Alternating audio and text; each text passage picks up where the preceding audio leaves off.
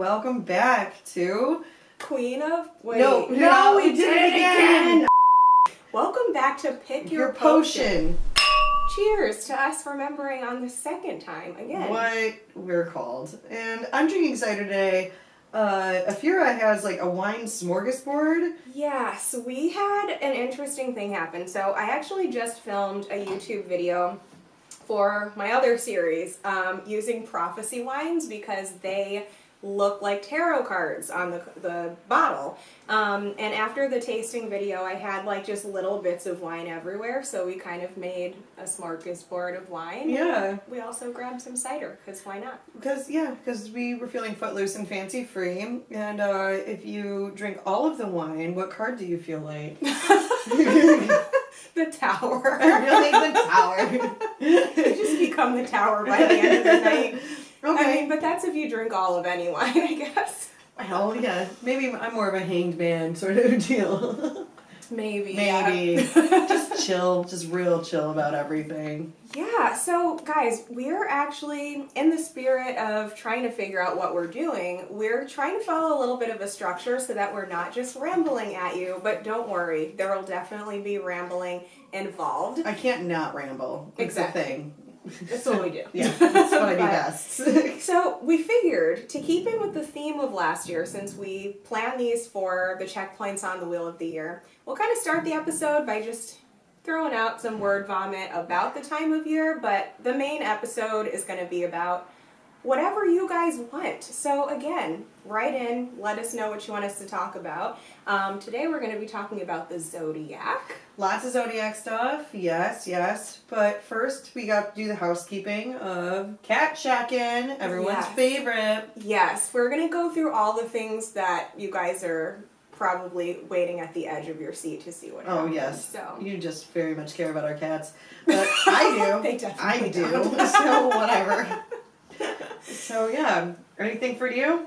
Yeah, well, I mean, first things first this season, because we can always kind of tie that in together. So we are kind of moving towards May's Eve season. Obviously, by the time this episode comes out, since it'll be the May's Eve episode, that is what is crackulating.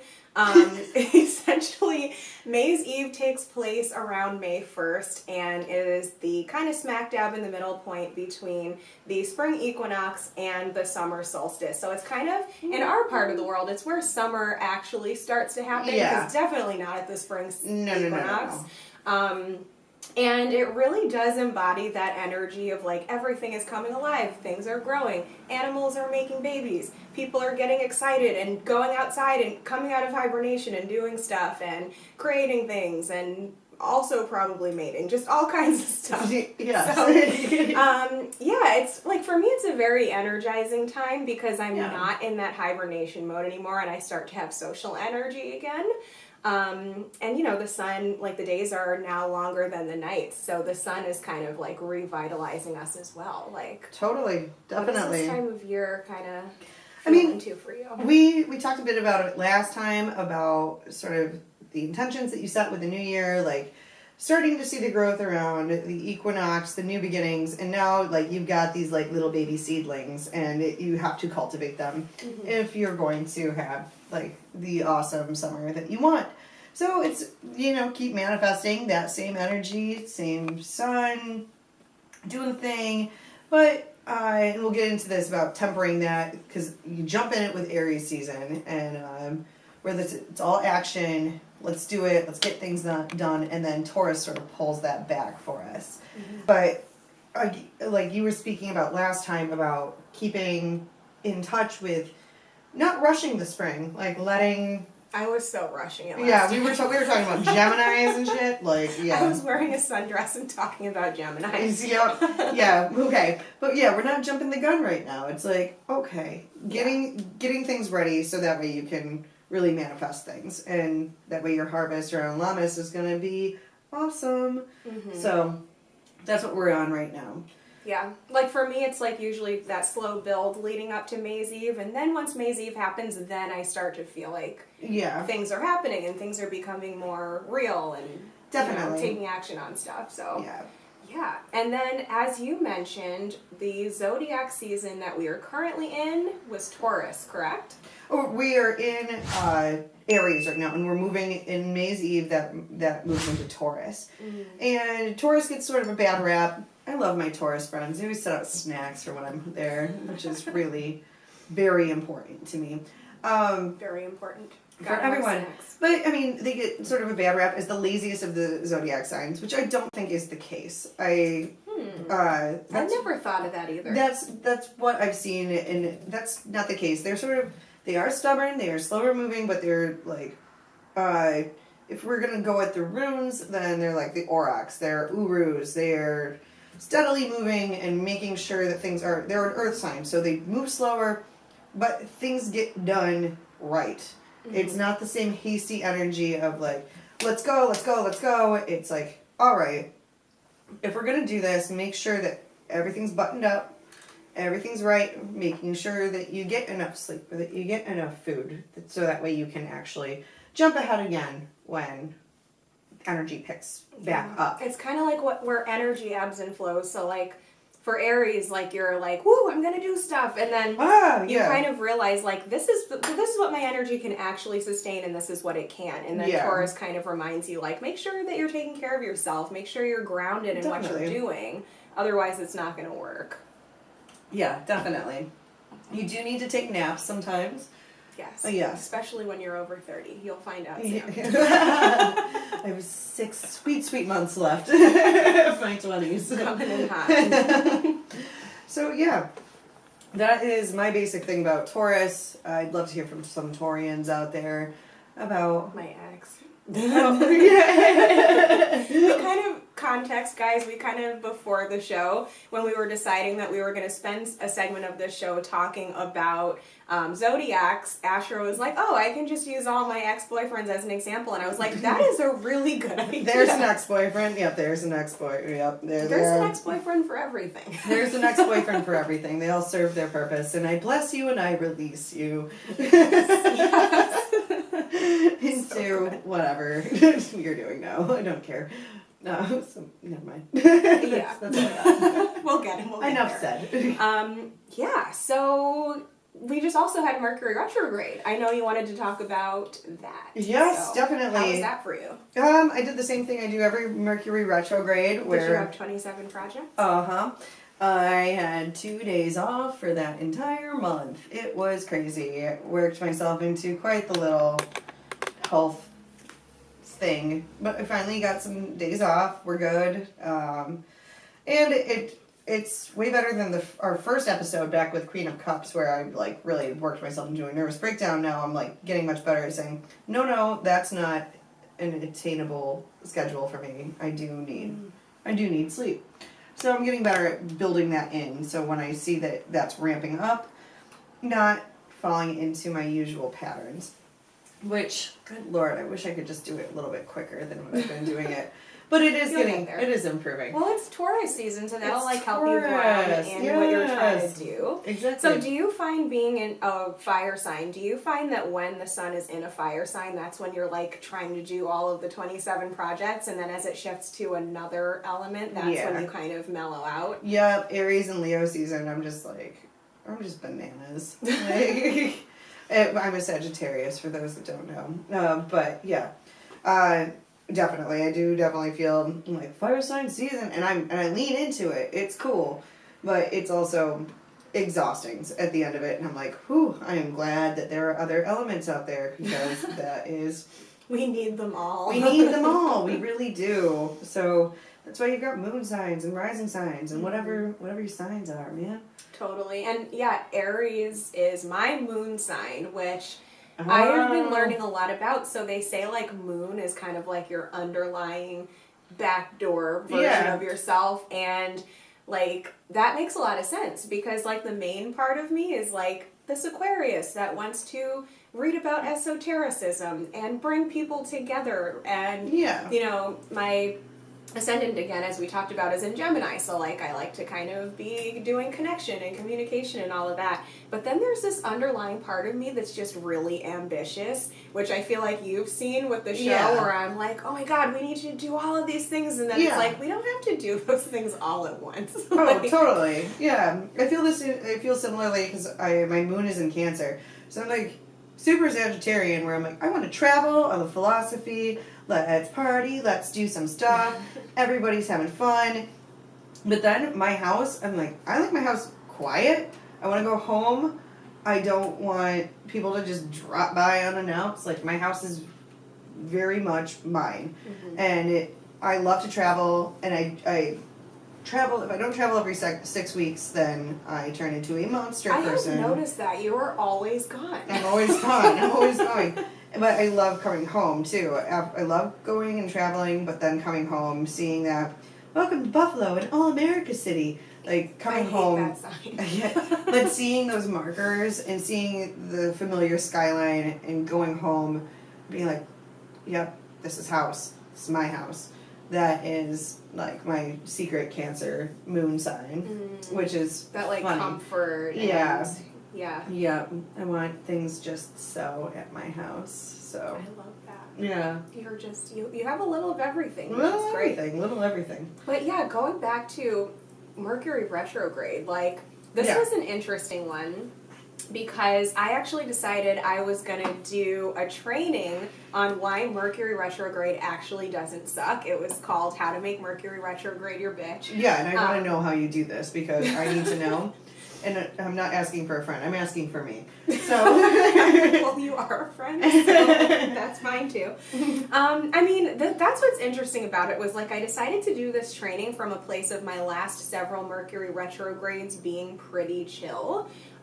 For the most part. And, you know, obviously some of the expected things will happen, but just since I'm so used to knowing that that's going to happen, like, usually I have my ducks in a row, I've been practicing for years, and I'm good. So I did the training, and I talked all about how Mercury retrograde is wonderful because it brings you challenges that make you a better person. Oh, yeah. And what then, challenges did it bring you? yeah, I was on. just saying, then that happened to me. Yeah. So unlike you, who travels every 6 weeks, I had not been in a habit of traveling at all for a while. Yeah. Not gonna lie, and I feel weird saying this because I'm such an independent woman in most areas of my life, but I had never traveled without, like, a family member or a partner or sometimes a friend. Yeah. I had never traveled by myself, particularly, like, on a plane in a different state kind of thing. And I had a mastermind event in California. And so I was like, well, it's Mercury retrograde. I'm going to be traveling by myself for the first time. No big deal. I'll be fine, right? Right? I was fine, obviously, when I'm alive. But essentially, I ended up manifesting lots of challenges along the trip. So getting there was kind of, I think, just normal learning curves of, like, getting used to how an airport works and, you know, shit like that. Yeah. But trying to get back, on the other hand, it's kind of like what they say about the underworld. Like, it's easy to get in, but it's hard to get back out. Cities will do that to me when I'm trying to travel during retrograde, where they've just, like, latched onto me, and, like, it's like, oh, are you sure you don't want to stay in California? And I'm like, oh, no, like, I don't, like, I need to go home, I need to feed my cats, like. Exactly. Yeah. Exactly. So, essentially what happened, now, you guys know me, I use my pendulum for everything. Yeah. And my pendulum told me to book my flight home for the day after the mastermind event was over. Why? Why would I pay for a hotel for another night? I don't know, but my intuition told me to do it, so I did it. Yeah. I think that the universe was conspiring for me to get stuck in Palm Springs. Oh. Because, and I don't know if it would have been any different if I had picked a different plane, but essentially I woke up at, you know, the ass crack of dawn, because that's when my plane was supposed to leave. And I woke up to a text message from American Airlines saying, your flight was delayed, and that means you're going to miss your connecting flight. Therefore, you can't get on this flight. Good luck with your life. And they didn't give me any alternatives besides to stay in Palm Springs for 2 more full days. And at the time, I hadn't financially planned for that. I, like, didn't know what I was going to do. Everyone from the mastermind had already left, and I was just completely on my own. And I was like, this is scary. Yeah. And the first day I spent completely stressed out and, like, in the hotel room just trying to figure out how I was going to get home. I had to have someone come feed my cats, the whole 9. But the second day I was like, fuck this. I'm in Palm Springs, California. Yeah. Like, what am I doing? Like, why am I freaking out? Yeah. Yeah. So I kind of just had to get over my fear of like being alone, and I just like went out into the city and, you know, did some shopping. I bought this little Ganesh statue. Nice. And some crystals, and I had a cool conversation with a woman in a shop who like just knew exactly what I needed. And that was actually, I think that was what I needed to stay there for, because like she was like, oh, you need ease? I don't know if it's exactly ease. It might be like you need your obstacles cleared. And I was like, yes, clear my obstacles. And then I was like, oh yeah, the god Ganesh, duh. And she was like, oh yeah, I have Ganesh stuff. And like, it was also really synchronistic because she gave me Amazonite, I think this is called. And that word had been in my head for weeks and I didn't know why. I must have heard someone talking about it and forgot the context. And she said that that was like going to help give me mental clarity so that I understood what I wanted to do, what I needed to do, like making things easier, all of that. So, yeah. But I think the punchline, other than that I just needed to get comfortable being in a strange city by myself because I want to do that more. Yeah. I think the other part of it was just getting over fear. Yeah. Because part of my fear going on this trip was that I don't really like planes that much, or I didn't like planes that much. And it turns out the reason why my flight was canceled is because 2 planes crashed and 400 people died. And so a lot of planes were pulled from the airline. Yeah. And even though I wasn't gonna be on one of those flights, at least with the flights I had lined up, because like one person didn't show up to work, they couldn't put me on a flight later that day or the next day because there were no other planes. Yeah. So I just had to be like, that's so scary. And to be at the whim of like the interdependence of the universe. That person didn't show up to work, so you couldn't get on a plane, and you don't even think about it when you're like. And there's nothing I can do about There's that. There's nothing you can do, yeah. But I'm glad it turned out to be a healthy experience, because, I mean, that's one of the things that I enjoy most about traveling alone, is going to cities and just, like, being like, well, let's see where it takes you. And it can be a really healing thing, I think, for a lot of people. And we sometimes forget to do that at home. Yeah. Definitely. We could, but we just usually don't. Yeah, you can't explore, I mean, you can explore your own cities, for sure, but there's something really interesting about going to a brand new place, and I like the tricks that my brain does when I'm traveling, where I see people, and my brain's, like, trying to match them to people in my life back home. Like, trying to match the faces, and I'm like, oh, no. Oh, interesting. Yeah, and I'm like, oh, that person looks kind of, and it's like, no, that's not anyone you know. That is a psychological whammy. It is, yeah. It's really cool. And I don't give a shit if I look like a total dweeb in my traveling clothes. Like these people are never going to see me again. Yeah, like, there was a lot of that. I don't care. Like, they're never going to see me again. It's okay that I look stupid right now. Yeah. Trying to figure out. Yes, I am wearing yoga pants and, like, a big backpack right now, and my hiking boots and whatever. Like, it's like, it's okay it's that cool. I'm like, they're seeing me almost have a panic attack because I didn't know what size my carry-on luggage was supposed to be. I'll never see these people again. It doesn't matter. It doesn't matter at all. Exactly. Yeah. So, yeah. Cheers to that. Cheers to that. Thank you for always reminding me to cheers things.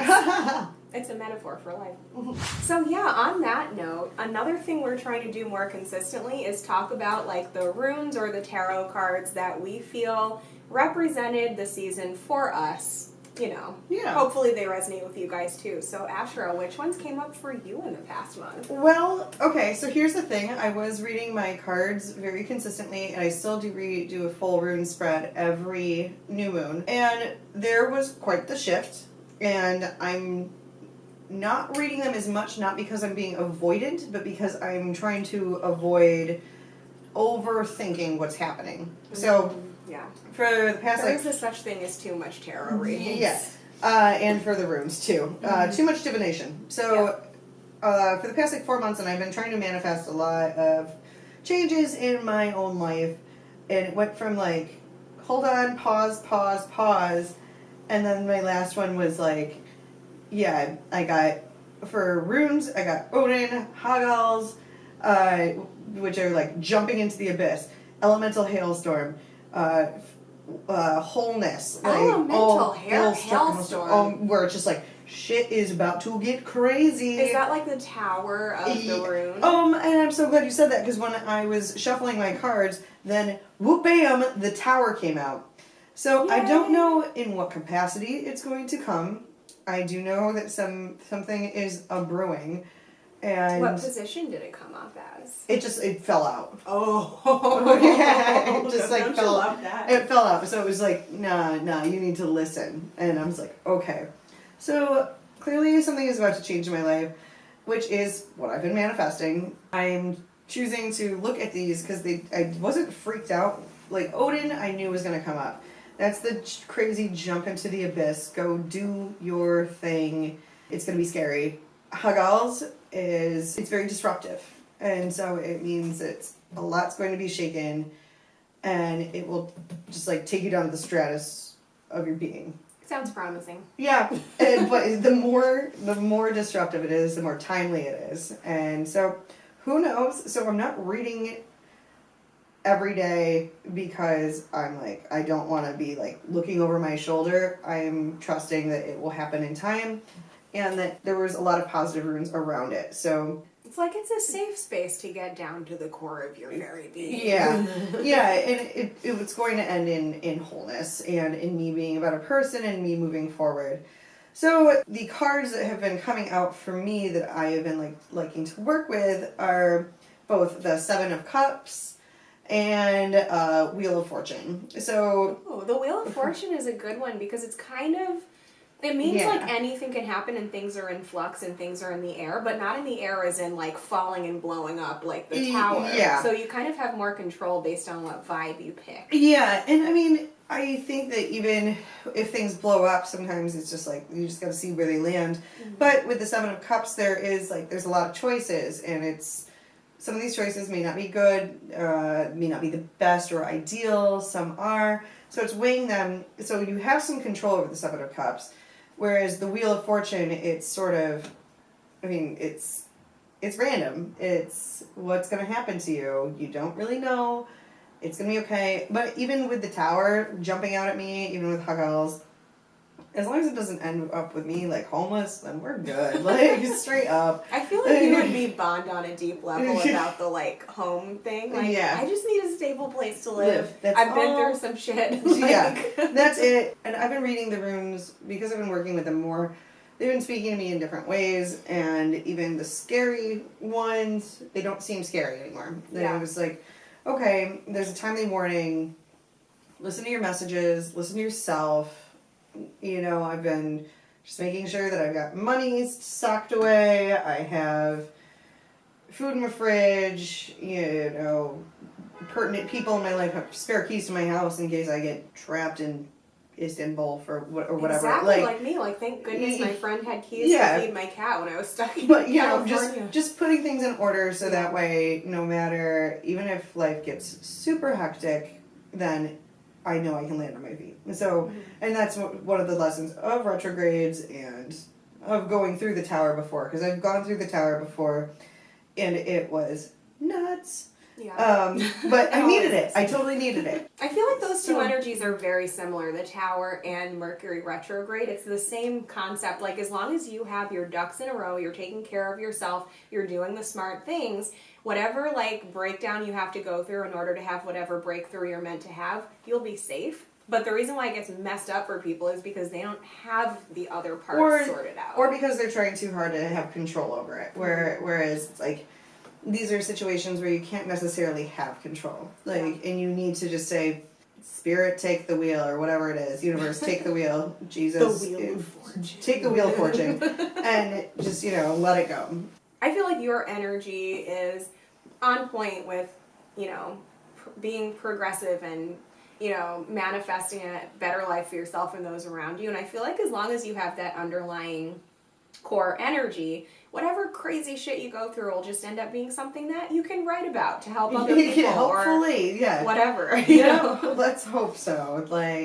So I'm sort of excited to see what it brings. So that's where I'm at. That's where I think for a diviner, is that what we'd call ourselves? People who use divination, that moment when the creepy cards are more exciting than they are scary is a very important Yeah, moment. definitely. So, yeah, for me, and I'm not going to pretend I put a lot of thought into this because I almost forgot I was supposed to talk about cards, but these ones just kind of popped out at me, and I feel like they're exactly like what I'm feeling. So I've very much been feeling the energy of the Magician. I hope I haven't mentioned this in a previous episode. I always pick the Magician. He's my dude. But I've really felt like I am in a position of like spiritual and energetic power right now. I feel like I've just gone through so much crazy shit in the past couple of years, and I've learned so much from it that now I like know like this is how this element works, this is how this element works, and I've kind of just got them laid out on the table, and I'm just like in this position of being able to decide what I'm going to do with it. Yeah. And it feels amazing. Things are manifesting faster and easier than they ever had. But I don't think it's because the challenges have stopped. It's just because I have raised my ability to deal with the challenges efficiently. And that means personal progress and mental health, and that makes me happy. So really excited about that. I've also just been really called into, like, the reason I put a stack of books there as one of our pretty little props is because I have been really drawn back into, like, esoteric reading and lectures and stuff like that, as opposed to before I was kind of focused more on business and like learning how to function and, you know, that Taurus energy of being stable and grounded and realistic. Yeah. And now I'm kind of being sucked back into that more magician-y, like magic space. Cool. And then I also picked Judgment because right alongside of that ability to you know, be magical and do what you've got to do and get shit done and be confident, there's also this concept that I feel like the universe is telling me the only way for that to be possible is for you to like get rid of your fears, stop being a little wimp, stop being a kid in stupid ways that I should have grown up. You know, it's that rising to the occasion, waking up the parts of me that were asleep and not being afraid to like practice what I preach. And so I'm always telling my clients and my audience, like, oh, this is how magic works, and this is what it means to have, like, a greater purpose, and you have to just follow your dreams, and the universe will catch you. And it's like, but are you doing that? Oh. And so, like, every situation of everything I've manifested recently has come along with, like, but you have to face your fears and, like, rise to the occasion and do what you say you're going to do, you know? And then finally, I also picked the Three of Cups just because it represents togetherness and, you know, cheersing to things. I love the Three of Cups. Whenever that shows up, I'm like, oh, I'm going to call my friends.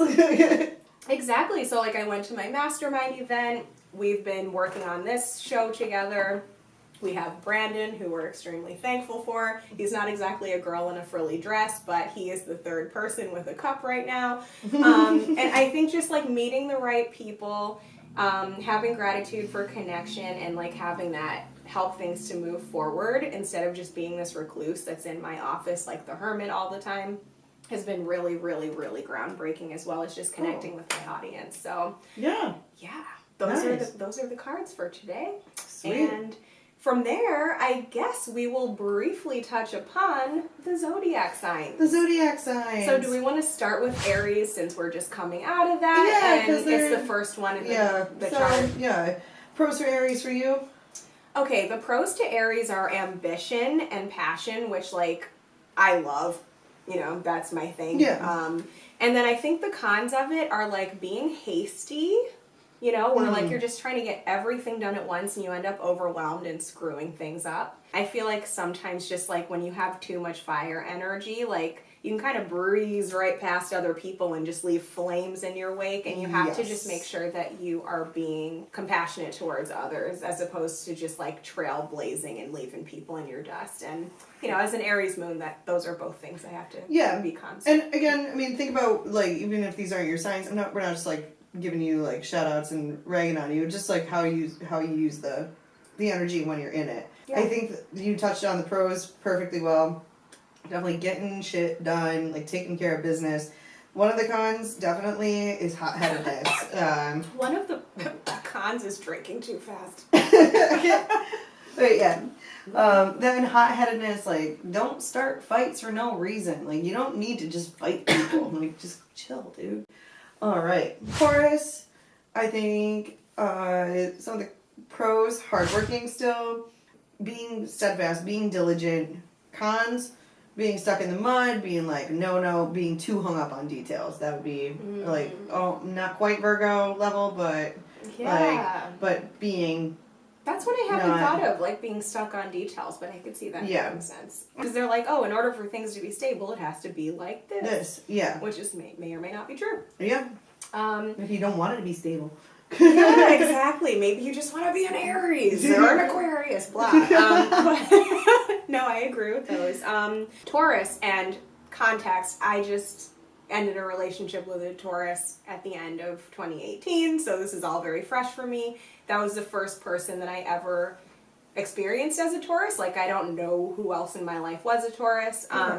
The things that I feel were consistent between that person's personality and what you hear is that level of stubbornness becomes stagnant. Kind of like what you were saying, like the stick in the mud. Yeah. Where it's like, it's great, like you're grounded, you know, like what's important in the real world and all of that, which is amazing. But when it is actually preventing you from being imaginative and thinking outside the box and actually, you know, being happy because you're just too busy trying to make sense out of everything and make everything seem stable or whatever, I think that's weird. Like, a weird thing for Taurus. Especially for an Aquarius. Yeah. Yes. You're like, no.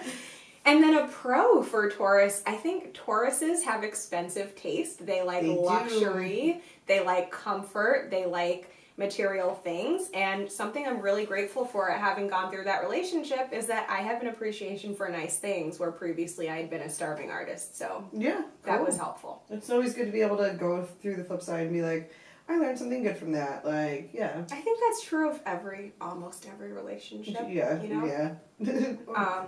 Okay, now what comes after Taurus? Gemini. Gemini. This is the one I wanted to talk about so bad last time. Yep, take it away. It's my rising sign. Okay, so pros of Gemini. Communication, connection, you know, like it's that person who can be the life of the party because they want to chat everybody up. They want to talk about more than the weather and like make people feel like they're really connected and all of that. And they bring people together. Also, like, I think kind of have to do with telecommunication. So like, I think it rules kind of over social media, which social media is a wonderful thing for those of us who work online, but flipping over into the flip side of Gemini, same thing with social media is, you know, people can get caught up in drama and gossip and all of that kind of stuff. Two-faced, yeah. Exactly, that two-faced side of things. I think that's an issue with Gemini. I also have dated a Gemini, so I don't want to turn it into all Geminis are alcoholics because that's just not true. That's simply not true. Yeah, I think just kind of that flip personality thing where it's like 1 minute you're this and the next minute you're that, and that can be really gut-wrenching to the people around you if you're not doing it responsibly and kind of having a healthy transition between Dr. Jekyll and Mr. Hyde. Yeah, definitely. And I think it is really helpful to be able to look at things from multiple points of view. One of the cons is stop talking and listen to the other points of view. That's a big one. Yeah. So moving right along, right into Cancer. Cancer, being very loving people, very emotional, sometimes to a fault emotional. So it's that's a pro and a con right there. And you'll see that throughout water signs in general. How much feelings are too much feelings. Too many feelings. I'm going to say the same thing for Pisces and Scorpio. But Cancer especially, just like, it's not personal. It's not personal. On the flip side, lessons we can learn from them, sometimes it is personal, and you can be sad. It's okay.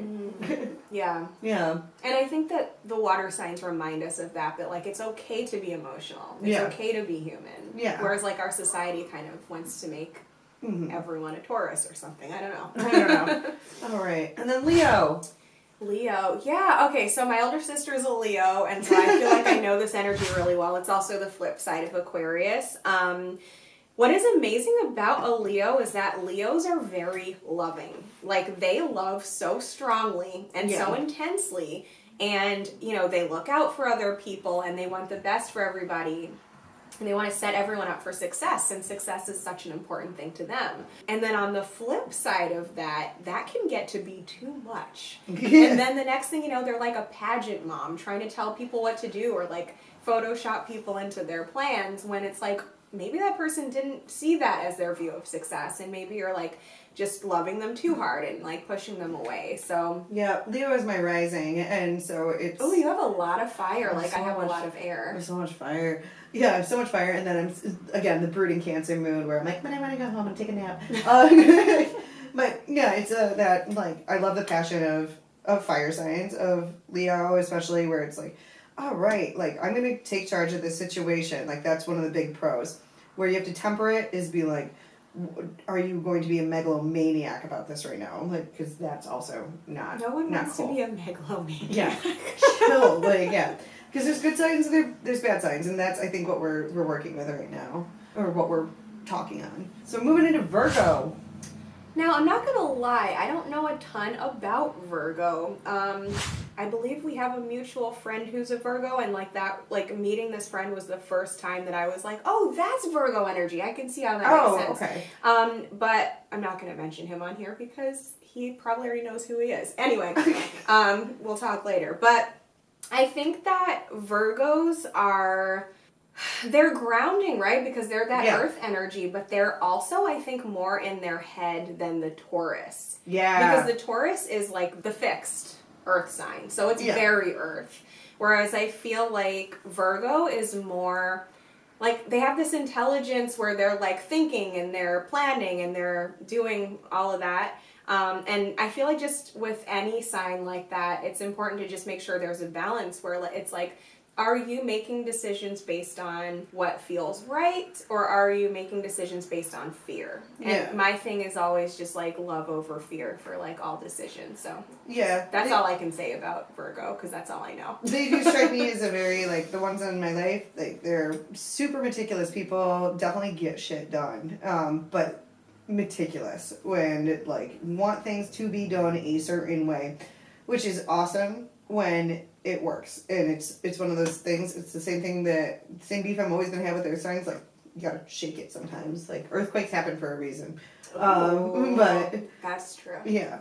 So, but I gotta give it to them. Like, when it comes to making sure that all of the paperwork and the bureaucracy is done, the shit that makes me want to go run screaming into the hills, that's the energy that you want to put out on it.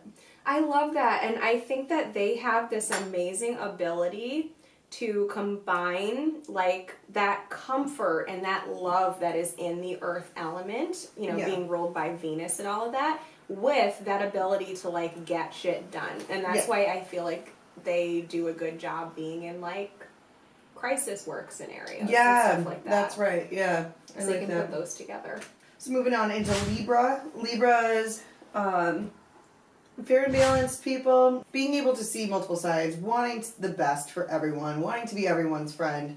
One of the hardest parts is make a decision, just one decision. They're just sitting there like, maybe I want to be devil's advocate. And I'm like, I'm going to slap the soup out of you. I must have some of that somewhere in my chart because I love to play devil's advocate. Oh my God, yeah. I'm like, move it forward. But that's a me thing. I love you, Libras. You're okay. But yeah, any Libra thoughts?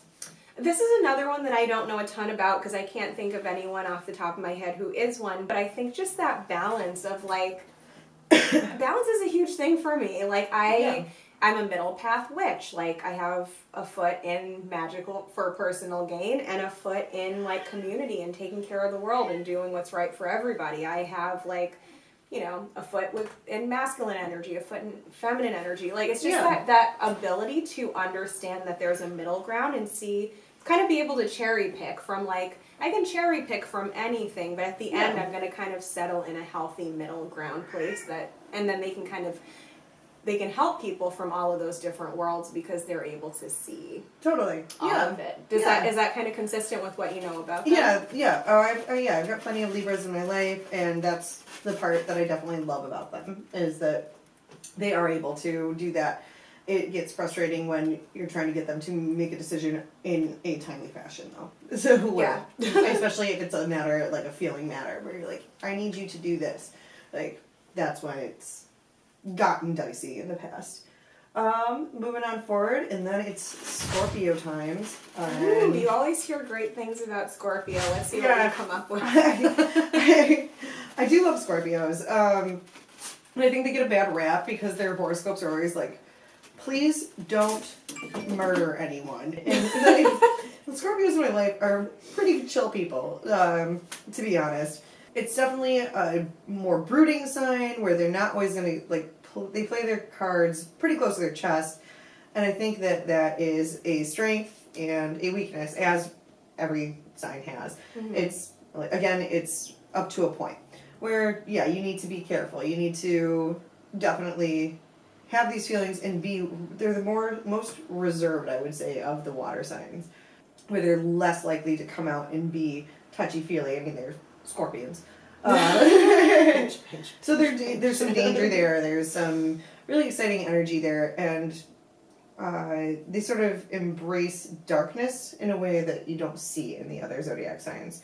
So I'm a Scorpio fan, but me too. Yeah, me too. Okay. Yeah, and again, I don't know like specific close people to me who are Scorpios that I know of, but I am actually obsessed with the sign of Scorpio for some reason, other than Pluto being in Scorpio, which our entire generation has. We all have Pluto in its home sign. That. Yeah, just because it moves so slow, we just all have it.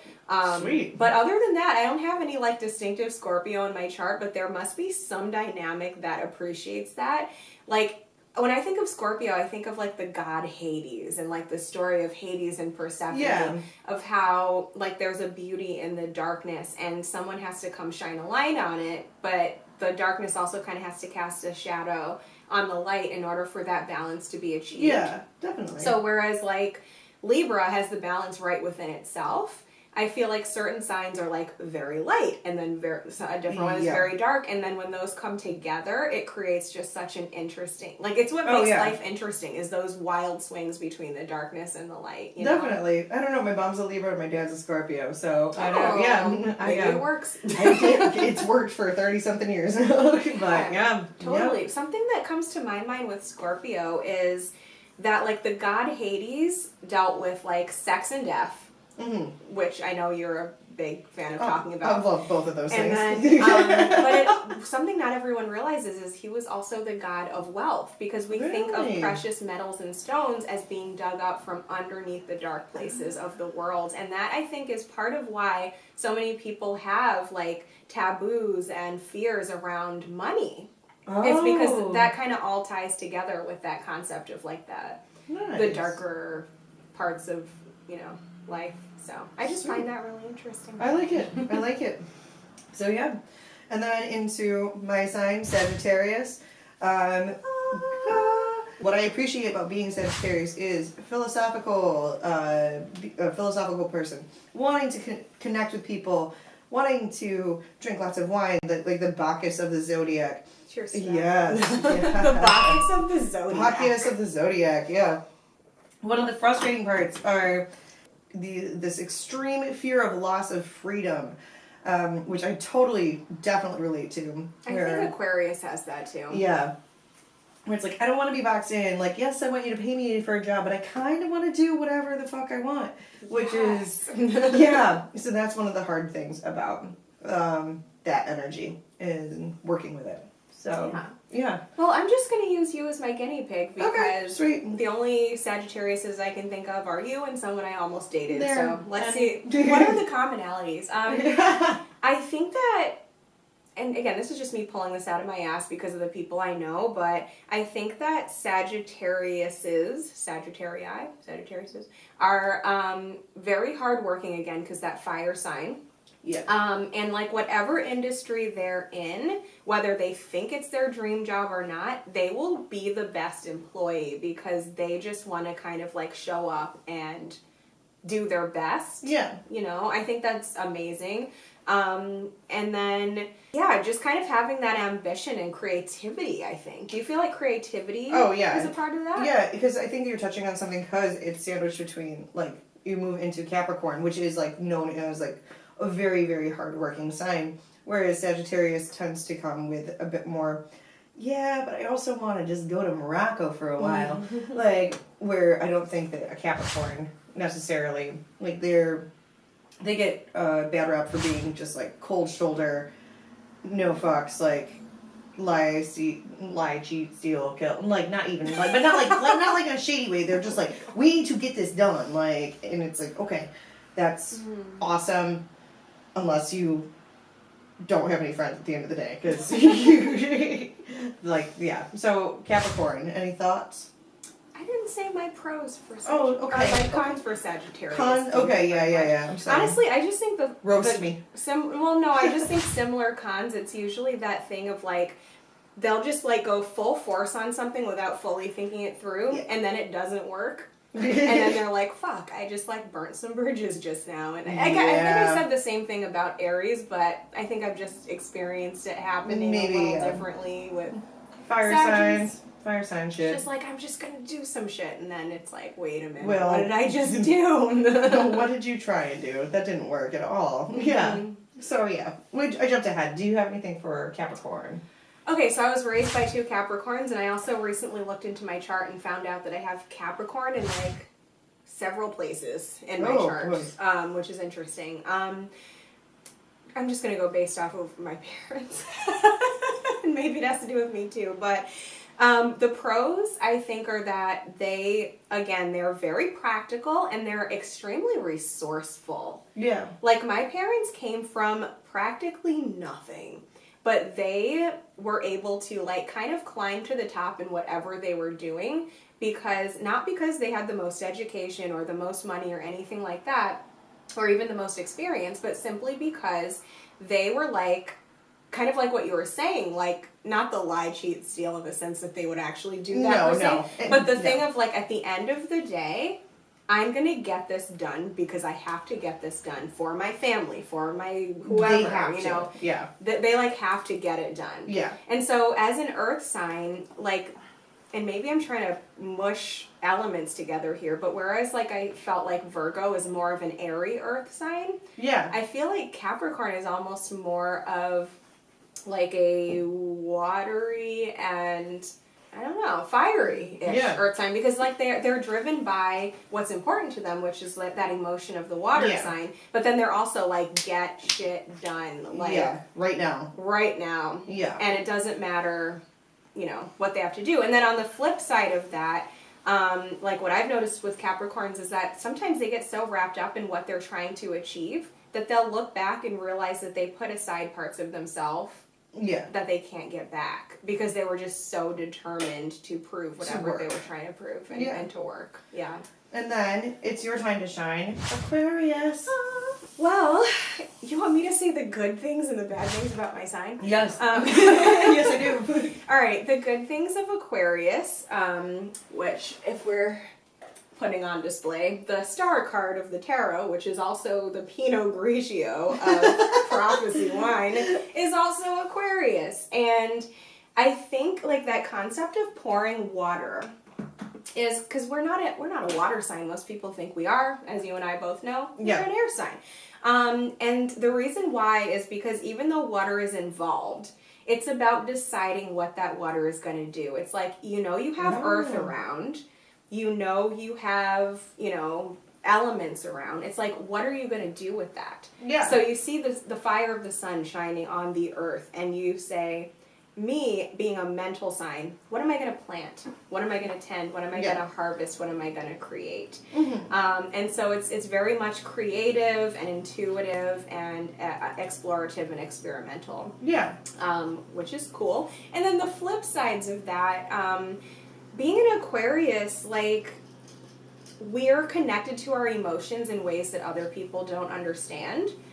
But we're also, as an air sign, we're known to be, like, so much in, like, the world of just, like, experimenting and exploring and moving forward and trying different things and being addicted to change that sometimes people feel like they're not being loved enough by us, and that we're kind of cold and impersonal.